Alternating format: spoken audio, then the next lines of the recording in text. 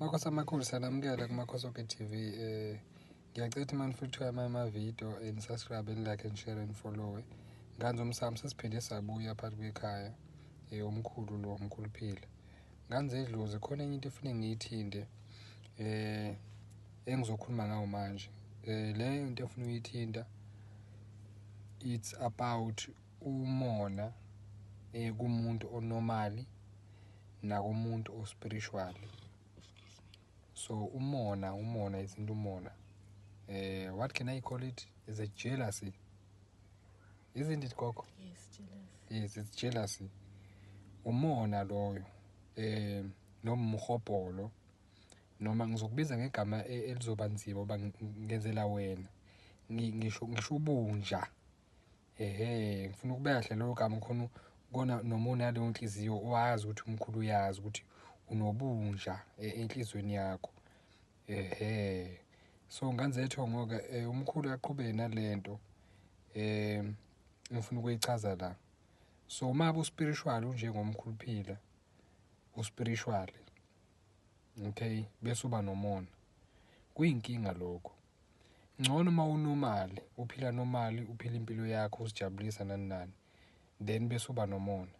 Inkinga izosuka la mawusuba nomona unormal ube nomona kumuntu onjani kumuntu ospiritual. Isisuka lapho inkinga.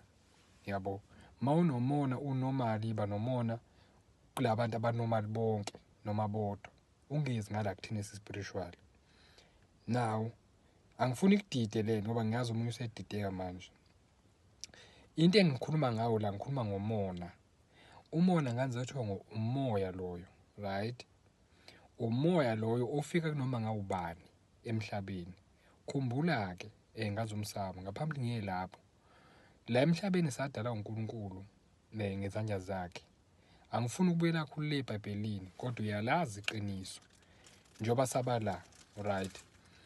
Njoba silana uNkulunkulu azangadala umona enhlizweni zethu. Wasidala saba nepeace saba right. Ngoba wafanga ngisho umoya wakhe kuthina siphila nje ngomoya kaNkulunkulu. Right? But umoya lo omona kuumoya ofikayo. Mawukhumbule when you try to recall lapha eBhayibhelini uSathane wayeyingilosi esebenzela uNkulunkulu. Kodwa kwase kufika umona kulengilosi kaNkulunkulu eyithiwa uSathane nganoma uLucifer yini. Kwafika umona lo mona ufuna ukumshintsha afane noNkulunkulu noma afane noJesu. Angafani naye kuphela amdlule. Yingakho phela wadiliswa wayesaphansi ngoba ngiyakwazi ukuthi enze into ayifuna ngalesimo salomoya wangena kuyena. So mawumuntu ngizama ukubekela khona uunderstand. Mawumuntu la uspiritual angiyeke ngalaba ngeke spiritual.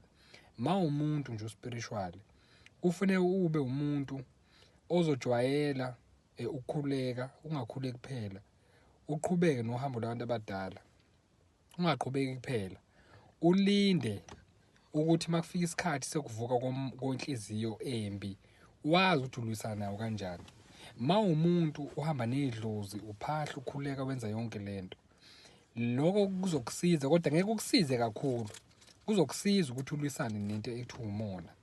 Ngoba vele mawubheka umona uqhamuka kulabantu laba suke sisondelene nabo. Ngizokwenza umzekelo. Mina ngangalashwa phambilini, ngilashwa umuntu engangimethemba, engisiza nje edlozically. But wasuka ubunja, wasuka umona, ngingazi. Niyangizwa, wasuka umona, wasuka ubunja, wasuka umhobholo, ngingazi. Nangazi ukuthi umuntu uyangithanda uright. Wasuka ile inhliziyo, angazi phela mina. Impilo yami yashintsha ke. So ngizama ukukuvezela wena ke ophila spiritual life like a logical person njengomkhulu phila. Bheka ke manje labantu osuhamba nabo ukuthi usondelane nabo kanjani. Usazi izathu waye besempilweni yakho. Ngifuna ukuqhubeka lapho ngoba ngifuna ukuveza yona lento yomoya. Manje uhleli wedwa nje awuna competition. Uhleli wedwa nje wezinto yakho. Ngaba ukho lo mona, uwedwa nje emhlabeni uqekeli ngaba ukho lo mona lo. Angisho uzoba njalo, ngizama ukukuvezela elinye iside. Kodwa ngoba uNkulunkulu uyasithanda njengengane zakhe. Uyasiza ukuthi sikwazi ukulwisana nalento. So spiritual udlozikhali luyisana nento ekuthiwa umona, ungayivumeli. Ezinye izinto ongazenza ukuthi ungafinyeleli lapho ukuvuka kulomona, suke ebantwini, phila eyakhe impilo. Ngiyangizwa njengomkhuluphila, mina akekho umelaphi engisondela kuyena, ngibafuni. Number 2, angiyifuni nazo izingane eziza kumina. Ungeza unutshela ukuthi umkhulu uyakuthanda. I'm a straight guy ehamba nedlozi. Ngiyabathanda abantu, kodwa ngishile lo moya ukuthi ngelinye ilanga khona umono ozovuka, ubunja obuzovuka kumuntu osuke ngizomlapha. Ngeke uvuke kumina, noma ungavuka kumina nginawo mina amakhambi. Mangithi amakhambi angikhulumi ngemithi, ngimsuzocabanga ngemithi. Nginawo amakhambi mina okulwa, ngilwisana nomoya omubi lo obunja. Nginawo mina amakhambi okulwisana nawo ukuthi noma uthi ufika ngilwa kanjani nawo. Ngafundiswa idlozi ukuthi mntanethu, makufika izikhathi ezinje wokwenze nje. Niyangizwa, mina yonke into idlozikhali ngidepende kulona kakhulu idlozi. Niyangizwa.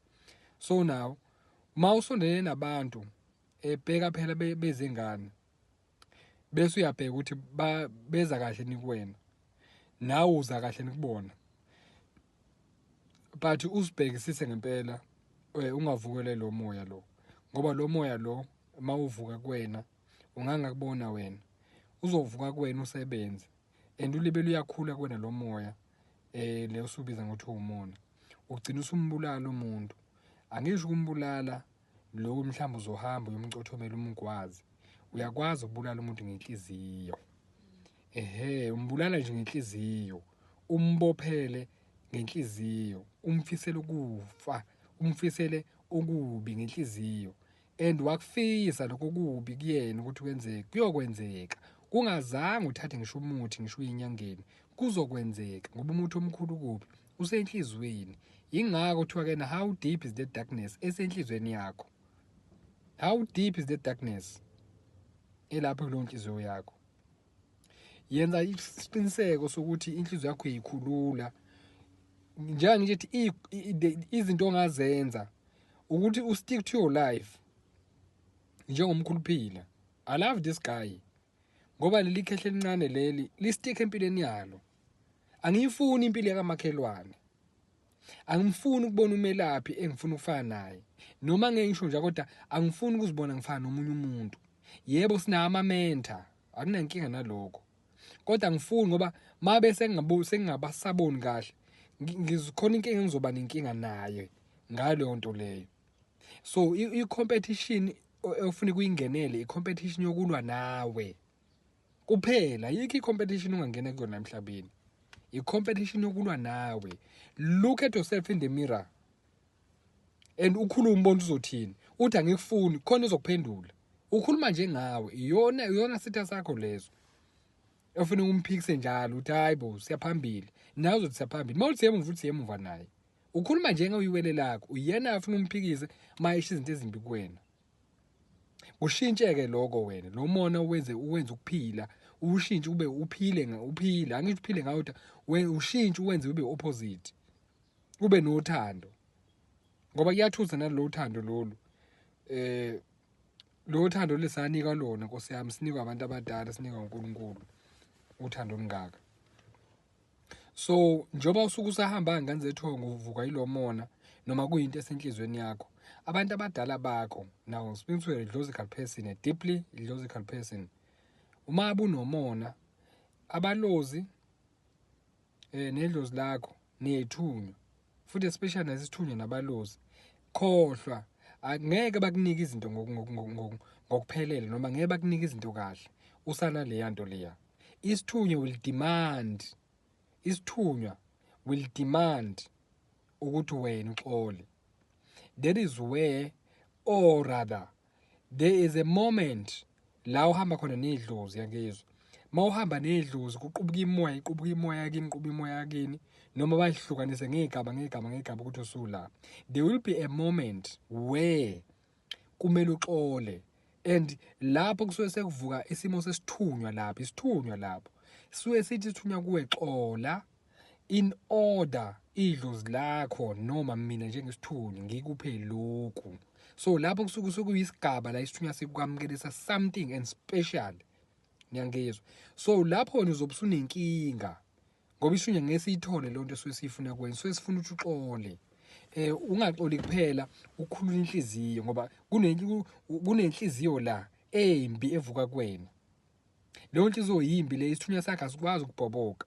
Number 1. Number 2, abelozi bakho ngeke babhoboke. Mawazi ukuthi nje ukuzonda omunye umuntu ube nenhliziyo embi ngaye kuyena. Wazi ngeke likubhobokele. Lento ngiyazi omunye umuntu izo-create izinkulumo eziningi engasifuni ngoba ngifuna ukukhuluma njalo. Izongenisa izinkulumeni eziningi njengoba ngisho kanje. Kodwa kuyiqiniso. Kuyiqiniso. Unophume endaweni zomona sticka kuwe. Hambe nje your journey. Ubone ungawucompete namuntu, compete nawe kuphela. Ubone impilo uzoyiphasa kanjani. Uzophasa nje ngamalengiso empilweni yakho. Njengomkhuluphila. Mina ngiyaphasa nje. Ngafika ama-exam ngibhale ngiphasa. Noma ngafeyila ngibhala amanye kusasa ngiyaphasa. Ngabe lokufeyila kukhona. Umbuzo uthi uyekile yini masufeyilile. Hayi mina ngiyekile. Bathi lungisa nganzetho ngoba idlozi alikubhobokeli nje umona. Idlozi nje isithunywa sakhe asisebenzi nje umona. Abantu abadala bafiki nje kuwena ngoba ugcwele umona enhlizweni yakho. Abanye bafuna ivulekelwa amaphupho eni. Amaphupho phela aphethwe isithunywa. Ngiyalibona idlozi. Amaphupho nje aphethwe isithunywa. Isithunywa will demand ngempela. I'm telling you, I'm not joking about this thing. Isithunywa will demand you to forgive. Will demand you ukuthi kena uvule inhliziyo. Will demand you to keep umona enhlizweni yakho. Uye uba umkhopho nobunja. Once you do that, isithunywa sakho will be free. And once your isithunywa is free, it's gonna go back edlozini yobatshela hey umntwana serat mnike cause vele isithunywa it translate, then idlozi it gives. Ingasithi thina seek you shall find, ask you shall be given. So ukhuluma nedlozi. Hayi uthi nginiyekele kodwa ngoba ngiyabonza uba nizoconfuseka. Ngeni information mina ningabe enganinika zona la. Ba ngeke ngishiye kanje. Nizibone ifana nobani. Ngifuna ukunishiya kanje ngamasibomu. Ngizonika information encane kancane ngoba le nginikeza yona inisebenzeli. Abanye abasebenzele kodwa niyithatha kancane. Until uzosebenzisa information engiyikhipha la emavidweni uzoba right-ke. Futhi mina I'm the one who's going to decide ukuthi now usuzwe ngokwanele yini kulezi zinto engisoke ngifundisa la. And I will determine ukuthi usuzwile manje and you can walk now. Okwamanje nje angeke nginiyeke. Ngikhohlwe nje nina anime nani nilungisa impilo zenu. Phela ngincenge mina. Siyabonga nganzethongo nibe right makhosi amakhulu. Hayi ngingadinwa kunjani phela makhosi.